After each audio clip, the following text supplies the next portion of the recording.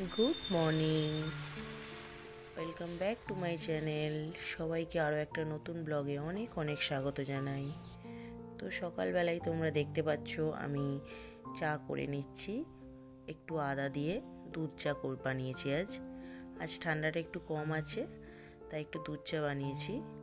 তো চাটা খেতে খেতেই আমি ব্লগটা শুরু করলাম।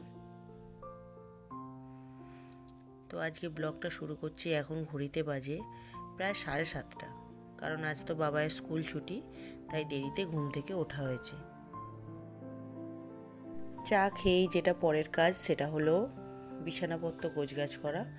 তাই বাবাইকে ঘুম থেকে তুলে দিয়ে ব্রাশ করতে পাঠিয়ে দিয়ে এবার আমি বিছানাপত্র তোলার জন্য চলে এসেছি। তো আমি বিছানাপত্র গুছিয়ে নিচ্ছি, ওদিকে বাবাই এখন চাটা খেয়ে নিচ্ছে, কারণ ও অনেকটা দেরিতেই উঠেছে, ওর আজ স্কুলটা ছিল না বলে। তো আমি বিছানাপত্র গোছাতে গোছাতে ভাবছি যে এরপর আমি কি করব, কারণ ওর ছুটি থাকলে কাজটাও বেশি থাকে। তাই ভাবছি যে আজকে তো একটু গরম মতো ভাব আছে, খুব ঠান্ডাও নেই, তাই ভাবলাম আজকে একটা ব্ল্যাঙ্কেট যদি কেচে দেওয়া যায়। রোদ্দুরটা করবে কি জানি না, তবে দেখা যাক, ছাদে নিয়ে যাই কি করা যায়। তো আমি তো বিছানাপত্র গুছিয়ে নিলাম, আবার একটা তো নয়, দুটো ঘরের বিছানাপত্র গুছোতে অনেকটা সময়ও লাগবে। তারপর বাবাইকে পড়তে বসাতে হবে, সামনেই ওর অ্যানুয়াল এক্সাম আছে। তো মোটামুটি আমার গোছগাছ হয়েই গেছে, এবার এগুলো একটু ওয়ার্ড্রপটায় ভরে দিলেই হবে আলমারিটায়।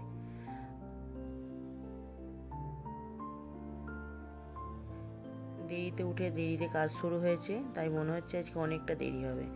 তবে একটা সেফ, আজকে রান্না সেভাবে ভাত রান্না করতে পারবো না, শুকনো কিছু খাবার বানাবো। দেখা যাক কি বানাই। চলুন, বিছনা গোছানো হয়ে গেছে, এবার ছাদে যাওয়া যাক। ছাদে চলে এসেছি, দেখতেই পাচ্ছেন সবচেয়ে বড় মোটা ব্ল্যাঙ্কেটটা আমি নিয়ে চলে এসেছি, কয়েকটা চাদরও নিয়ে এসেছি। এবার এই গামলার মধ্যে মাখছি তো বটে, কিন্তু মাখা যাচ্ছে না, এতটাই বড়। তো কোনো রকমে সার্ফ ছড়িয়ে টড়িয়ে দিয়ে তো এটাকে একটু ভালো করে দেওয়ার চেষ্টা করলাম, মেখে দেবার, কারণ জাস্ট একটু ধুলো, আর তো বেশি কিছু নয়। তো আমার ব্ল্যাঙ্কেট আপাতত হয়ে গেছে, একে তো আর আমি চাগিয়ে কাচতে পারবো না, থোয়া দিতে পারবো না, তাই একটু পা দিয়ে এইভাবে থোয়া দিয়ে দিচ্ছি, কিছু করার নেই। যা ব্ল্যাঙ্কেটটা ভারী হয়েছে, আমি তো মনে হচ্ছে তুলতেই পারবো না ওকে, মানে অত্যাধিক, কি বলবো, 4 গুণ ভারী হয়ে গেছে, আমি একা পারবই না ওটাকে তুলতে। তো কোনো রকমে তোমাদের দাদা ভাইয়ের হেল্প নিয়ে এখন জলটা ঝরতে কার্নিশে দিয়ে দিয়েছি ছাদে। আর এদিকে আমি কয়েকটা চাদর ছিল, দাদাভাই গায়ে দেয়, চাদরগুলো আমি ভাবলাম যে কেচে তাহলে তুলে দিই বলে ওগুলো একটু কেচে দিচ্ছি, ধুয়ে দিলাম। তো জামা কাপড়গুলো মিলে দিয়ে এবার নিচে যেতে হবে। তার আগেই দেখতে পেলাম কালকে বিকালে একটা বড় গাছ ফেলে দিয়েছে নিচে, হনুমান এসেছিল অনেকগুলো, তাই তোমার দাদাভাইকে বকাঝকা করতে তোমার দাদাভাই আবার গাছগুলোকে কার্নিশ থেকে নামিয়ে দিচ্ছে। ও তুলে রেখেছিল যে ছাদটা ড্যাম্প হচ্ছে, তার জন্য ওপরে তুলে দিয়েছিল, কিন্তু এত হনুমান উৎপাত করছে, একটা বড় সাইজের গাছ, জবা গাছ ফেলে দিয়েছে, প্লাস গাছটা নষ্ট হয়নি, কিন্তু বড় বালতিটা ভেঙে গেছে। এইভাবে কত বালতি নষ্ট হয়ে যাচ্ছে বলুন। তাই আমি বললাম, আর তোমাকে ওপরে কিছু করতে হবে না, তুমি নিচে নামিয়ে দাও। তো ছাদ থেকে চলে এসেছি আমি, ছাদ থেকে এসে এবার এখানে বিছানাপত্র গুছিয়ে গেছি, বাসনগুলো ধোয়া হয়নি, তো আমি বাসনগুলো সব ধুয়ে নেব ভালো করে। চায়ের বাসন, বাবু ছুটি ছিল বলে কালকে রাত্রিরেও বাসন ধোয়া হয়নি, সেই সব বাসনগুলো আমি পরপর ধুয়ে নিচ্ছি। এরপর আবার টিফিনের প্রিপারেশন করতে হবে। আমরা তো ঘরের মধ্যে থেকে এটাই করে যাচ্ছি, একটার পর একটা কাজ করেই চলেছি।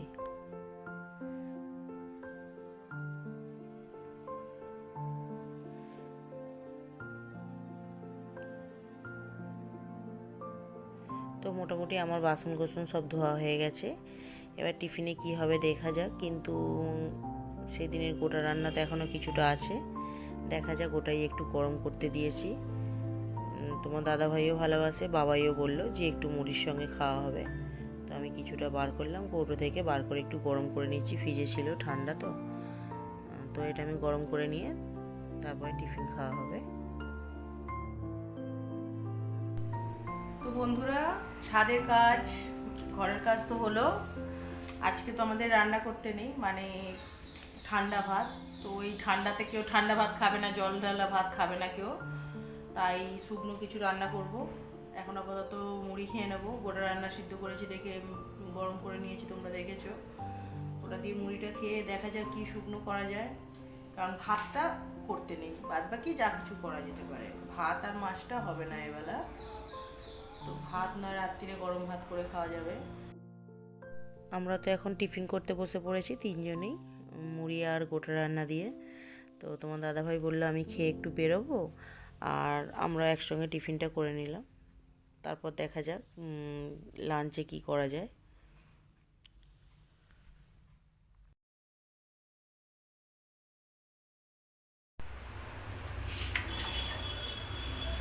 তো আজকে তো শুকনো রান্না, তাই আমি ভাবলাম আজকে স্পেশাল কিছু একটা বানানো যাক।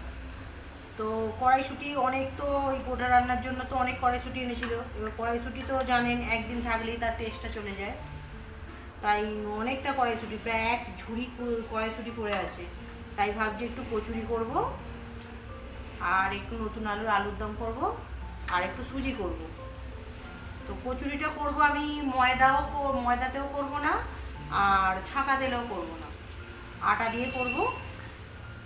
দেখা যাক কেমন হয়, আপনারাও দেখতে থাকুন। আমি নতুন করে কিছু বানাতে চেষ্টা করছি, কেমন হবে জানি না। তবে অনেকে তো ময়দা খায় না, তার জন্য ভাবলাম যে, আর আমার ঘরে তো ময়দাটা খুব একটা বেশি থাকে না, ময়দাটা খুব কমই আনা হয় আমার, তাই আটা আছে। আমি ভাবলাম আটা দিয়েই আজকে করে দেখা যাবে না, ময়দার যখন হতে পারে আটার হতে ক্ষতি কী। যারা ময়দা দিয়ে খান না তাদেরও ভালো লাগবে রেসিপিটা দেখলে, যে হ্যাঁ আটা দিয়ে বানানো যায়। তো আমি এখন কড়াইশুঁটিটা ছাড়িয়ে নিচ্ছি। এই যে বন্ধুরা, মটরশুঁটি আমার ছাড়ানো হয়ে গেছে, এবার আমি আলুটা কেটে নিই।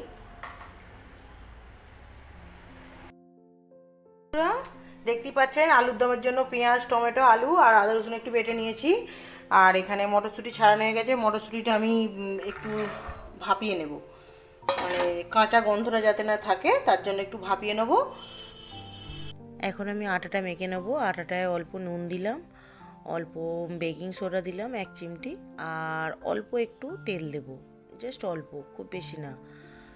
এটা একটু তেল কমই লাগে। তো আমি ভালো করে তেলটা দিয়ে ভালো করে জল দিয়ে এটা ভালো করে ডোটা তৈরি করে নেব। রেখে এবার তো মটরশুঁটিটা করছি, সিদ্ধ হচ্ছে, ওটাকে আবার পেস্ট করতে হবে।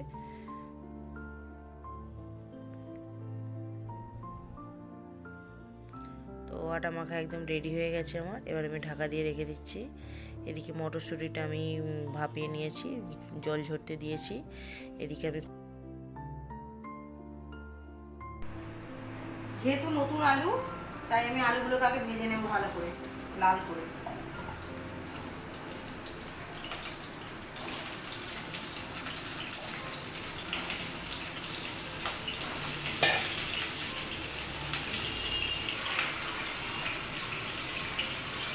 দিয়ে দিলাম নুন,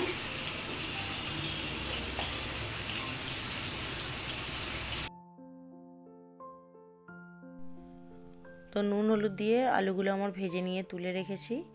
এবার ওই কড়াতে আরেকটু তেল দিয়ে দিচ্ছি, দিয়ে শুকনো লঙ্কা, তেজপাতা আর 5 ফোড়ন। আমি 5 ফোড়নটা ইউজ করি খুব বেশি, তোমরা পারলে জিরে ফোড়ন দিয়েও বানাতে পারো এটা। তারপর দিয়ে দিলাম পেঁয়াজটা লাল করে ভেজে নিয়ে দিয়ে দিলাম টমেটোর টুকরো, আর অল্প একটু নুন দিয়ে দিলাম, কারণ টমেটোটা যাতে তাড়াতাড়ি গলে যায়।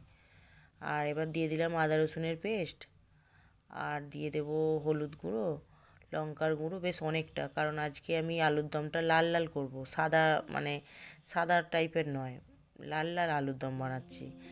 আর এই সময় দিয়ে দিলাম একটু ধনেপাতা কুচি। মশলাটা কষাতে কষাতে এদিকে তো আমার আলু ভেজে রাখা ছিল, সেগুলো এবার তুলে দিলাম, দিয়ে ভালো করে কষিয়ে নিয়ে আর একটু জল ঢেলে দেবো।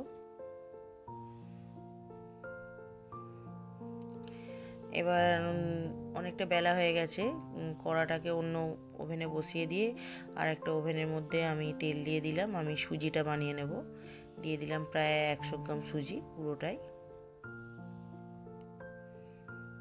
150 না 200 গ্রাম থাকে ঠিক মনে নেই, ওটা দিয়ে দিলাম। পুরো সুজির প্যাকেটটাই দিয়ে দিলাম, কারণ অনেকদিন সুজি খাওয়া হয়নি। সুজিটা আমার লাল লাল করে ভেজে নিয়ে জল ঢেলে দিলাম। আমি সুজিতে বা যে কোনো মিষ্টিতে অল্প একটু নুন দিই, তাই দিলাম অল্প একটু নুন আর দিয়ে দিলাম চিনি। এবার সুজিটা আমার হয়ে গেছে, এবার নামিয়ে নেব। এদিকে মটরশুঁটিটাও আমার জল ঝরে গেছে, এবার মটরশুঁটিটাকে আমি মিক্সিতে ভালো করে পেস্ট করে নেব। তার আগে আমি একটা কাজ করে নিলাম, কারণ সেই দিনে যে গুড় চালতা বা চালতার আচারটা বানিয়েছিলাম সেটা তোলা হয়নি, বয়ানটা শুকনো হয়নি, জল ঝরতে দিয়েছিলাম। বয়ানটা আজকে শুকনো হয়ে গেছে, বয়ানের মধ্যে ভরে রাখলাম, দেখা যাক কতদিন থাকে ঠিকঠাক।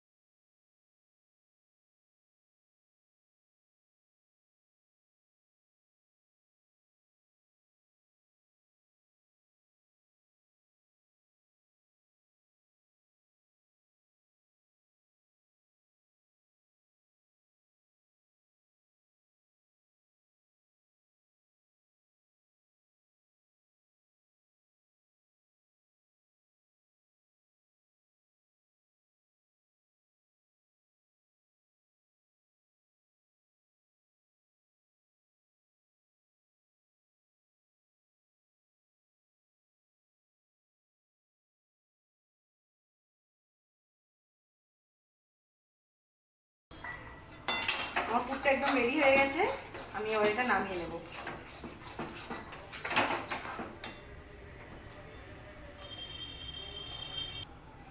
দেখতে পাচ্ছেন একদম কড়াইশুঁটির পুর আমার রেডি হয়ে গেছে। তো এবার লেচিগুলো থেকে এবার তো কচুরিটা করে নিতে হবে, কারণ কচুরির আটা মেখে পুর রেডি করে চলে গেছিলাম।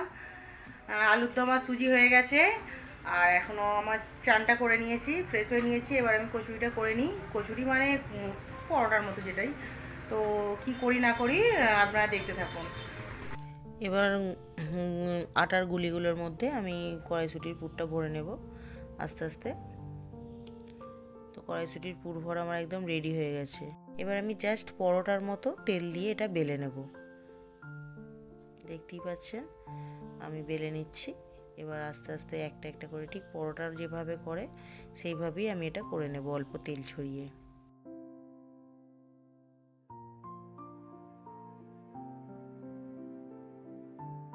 তো বন্ধুরা দেখতেই পাচ্ছেন আমি এটা পরোটার আকারে গড়ে নিচ্ছি, তেল দেব না।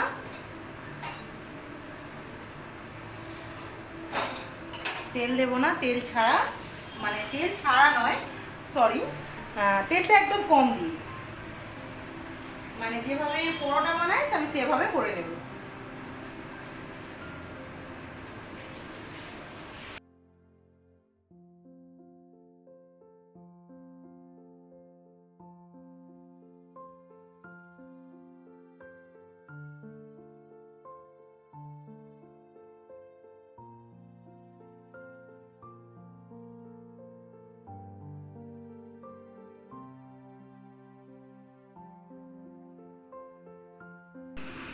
বন্ধুরা, আমার মা এখন এখানে দেখছেন সেই কড়াইশুঁটি পুর ভরা পরোটাগুলো বানাচ্ছে।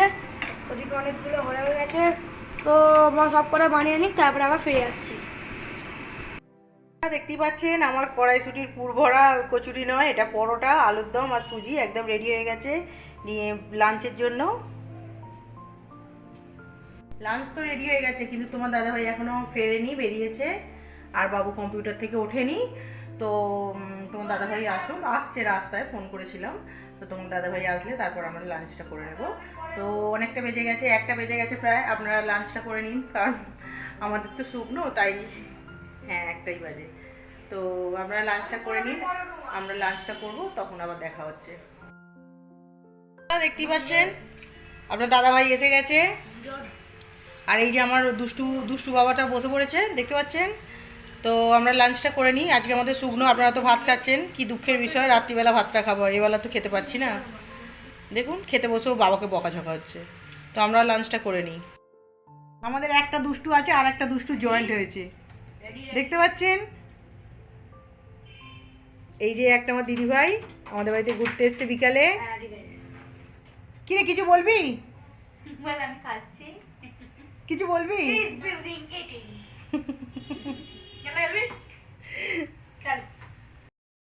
বন্ধুরা এখন তো সন্ধে হয়ে গেছে, সন্ধে মানে রাত্রি হয়ে গেছে, 8টা বাজে। তো যারা গেস্ট বাড়িতে এসেছিলো ওই দিদিভাইরা ওরা চলে গেছে। আর আজকে তো সকাল থেকে ভাত খাওয়া হয়নি, তোমরা সবাই দেখলে। তো এবেলা গরম ভাত করেছি, মুসুরির ডাল আর ডিম ভাজা। তো এই যে দেখতে পাচ্ছেন তোমাদের দাদাভাই ওখানে অলরেডি লঙ্কা ভাজা দিয়ে আলু তৈরি করছে, আমি এখানে ডিমটা ভাজছি, তারপরে ডিনারটা সারবো। তো ফ্রেন্ডস এখন তো 9টা বেজে গেছে, আর আমাদের সব শুয়েই পড়েছে। আর গরম গরম ডাল আলু ভাতে আর ডিম ভাজা খেলে কি আর ঘুম না ধরে হয়?